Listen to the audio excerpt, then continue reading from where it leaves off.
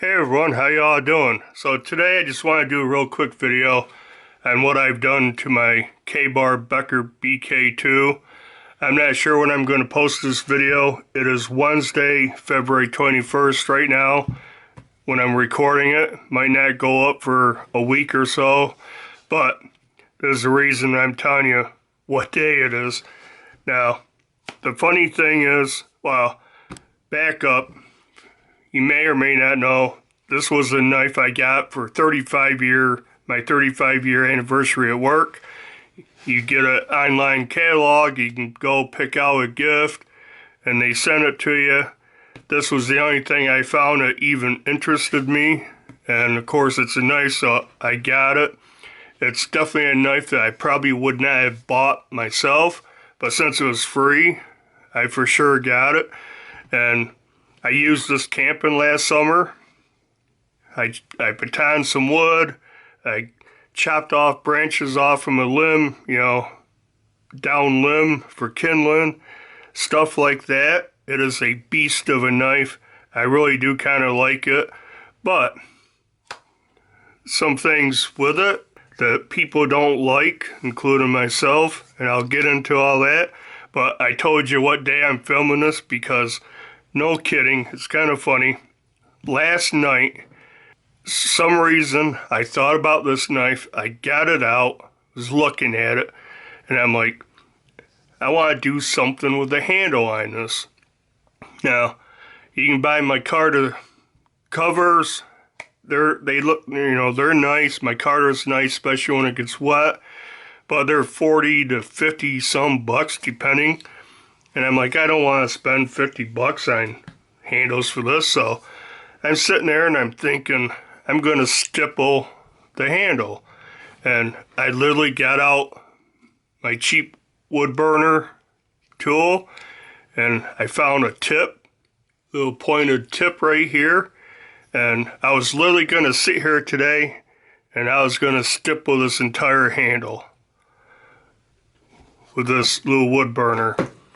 But before I got to it, Williams Knife Life posted a video, and the title of the video is Kabar Becker BK2 Modifications. And I watched it, and it's just funny that I was gonna do that. He posted that video, but in the video, one of his suggestions was to put a bicycle inner tube on the handle. So I did that, and I cut a piece long enough and I slid it over the handle, and it wasn't easy. This thing is tight, and I trimmed it a little bit. I trimmed it up here because it's kind of bunching up right here in the sheath. But let me tell you, that is a game changer. It doesn't add, hardly anything to the handle. It's a pretty thick handle, right? But, boy, it feels good in hand. It's definitely gives you more traction on this handle because you can see it's just hard, smooth plastic. And it is kind of slippery. Now, if I was chopping and I want to go back on the handle a little bit, I got a better purchase on it. So that is a ticket. Cost me $0 and very little time, although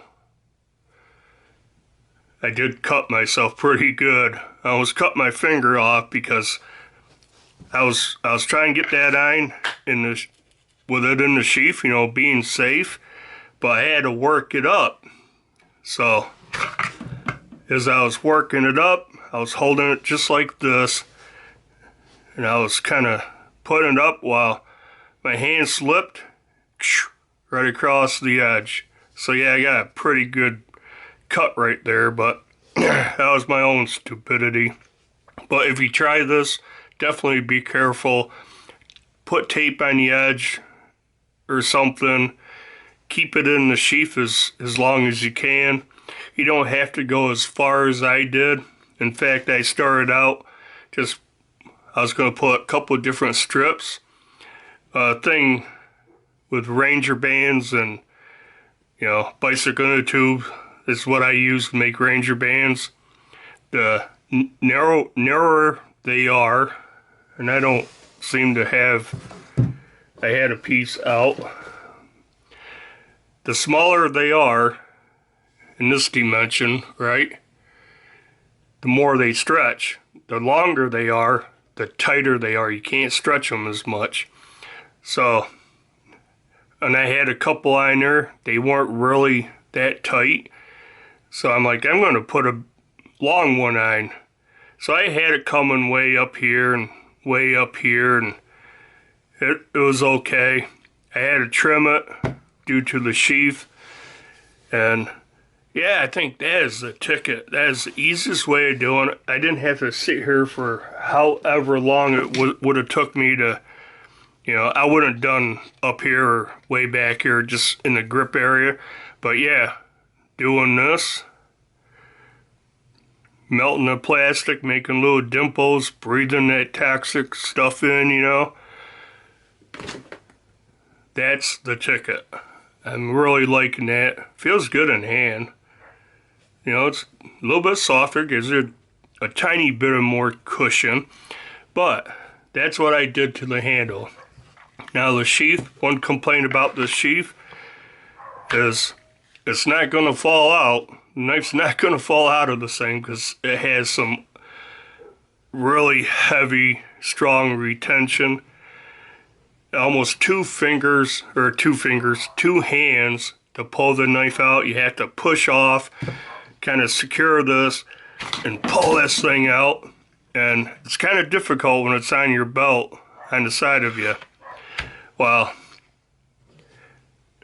William's Knife Life, he took his sheath and he took a knife and he kind of shaved down, made that more of a slope, took that steep angle out. That's what retains the knife.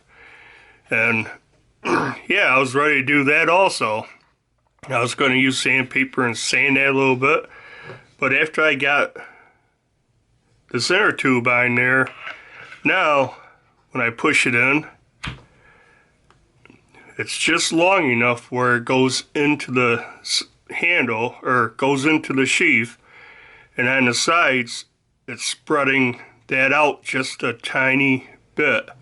And yeah, now I can pull it out one-handed with just my thumb. See if I can do it while hanging on to it. Yeah, I could not do that before, so that actually took care of the issue with the retention. Now right here, as you can see, it is bunching up a little bit. I'll trim that a little bit more. I did a little bit right here, but it needs to come back a little further so it doesn't bunch up. Doesn't hurt anything. I may not even mess with it. I may just leave it. Now, that takes care of two problems, or two minor issues with this knife. The grip and these hard plastic smooth handles, the over strong retention of the sheath, and then, oh, here's the here's the piece I had cut for the handle, one of the pieces. So I just slid it up on the sheath. I'm like, hey, I got an extra Ranger band. I put it up here on the the mount. It's not going to slide down or anything because it's kind of captured. And I'm like, yeah, you can put anything you want inside of this. A ferro rod, whatever, right? And I started thinking, well, maybe I could carry a small folder on it. So I took my Kabar dozer and I slid that in there like such, and that thing rides right there. So I think that's kind of cool looking, orange against the black. So you have this beast of a knife, then you have a smaller folder. They're both K-bars. I think that's pretty cool. That's possibly what I'm gonna do next summer when I take this camping, have this set up. But I was also, you know, got thinking about different things, and I'm like, well, you could probably squeeze an Altoids tin in there or something, carry a fire starter kit, a little first aid kit or something. And I started digging around and at all my pouches, and I had this pouch.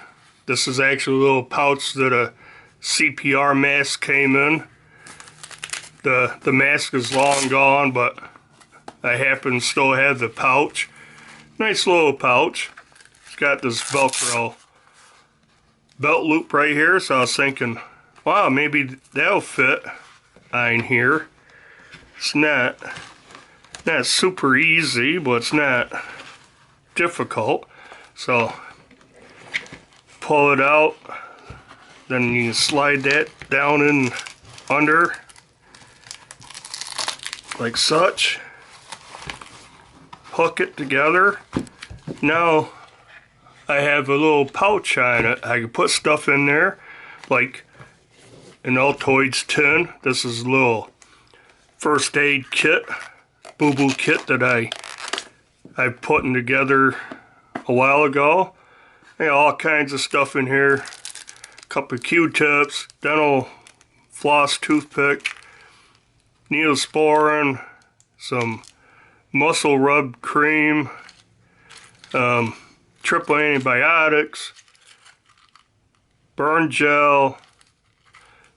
This is some nicotine gum. Yeah, I got all kinds of stuff. Dental relief in case you have a toothache, band-aids. So I got all kinds of stuff in here. And I have a Ranger band that I made. Go around it to keep it all together so it doesn't open up and spill everything. And I'm like, yeah, something like that would definitely fit in here, just like such. You could throw small Swiss Army knife in there, like that. This one is the hiker. Has a little saw in it, so you could definitely throw that in there. And yeah, you could have a little kit. You could have a fire starting kit in here, fishing kit, you know, a little survival kit, stuff like that. I think that's pretty cool. In fact, I can still probably fit the knife in there. Yeah, there we go. So I can still carry the Kabar dozer in there with a little first aid kit. I think that's cool. I'm going to definitely use this next summer camping stuff.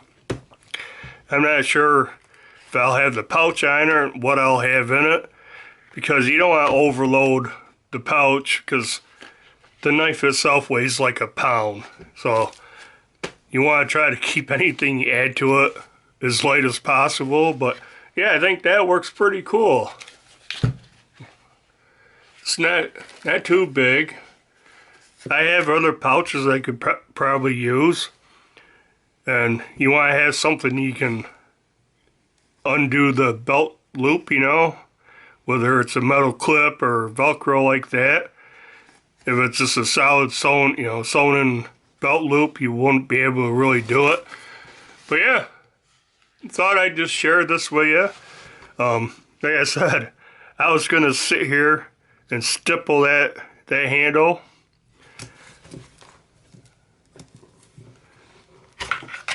From basically about where the inner tube is.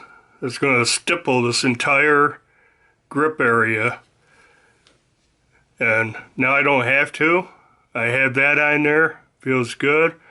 You got some rubber inner tube that you can use as a flare extender.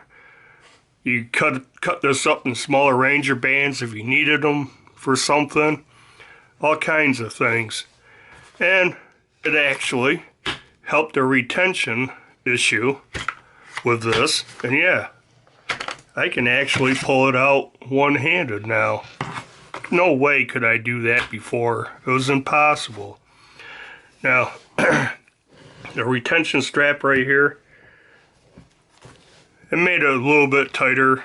It still works, that's fine. But yeah, I guess that'll do it for this video. I just wanted to show it to you.